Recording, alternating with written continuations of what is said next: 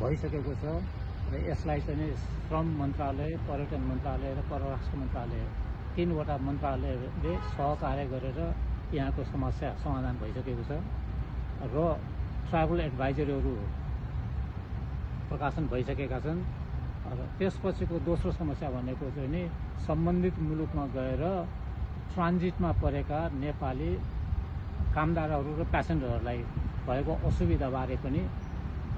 छलफलहरू भए र उहाँहरूको सुविधाको लागि चाहिँ नि हरेक देशका राजदूतहरूलाई चाहिँ नि समन्वय गरेर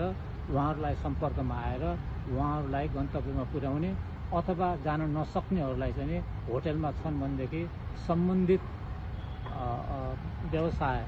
दिने कम्पनी अथवा एयरलाइन्सहरूले चाहिँ रेखदेख गर्ने गरी समन्वय भइसकेको छ र त्यहाँ बसेका अधिकांश नेपालीहरूको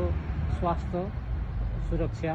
र सिक्युरिटीको बारेमा चाहिँ नि अहिलेसम्म कुनै पनि हताहत नभएको र यसको सुरक्षाको निमित्त उचित प्रबन्ध मिलाइसकेको र हरेक राजदूतावासलाई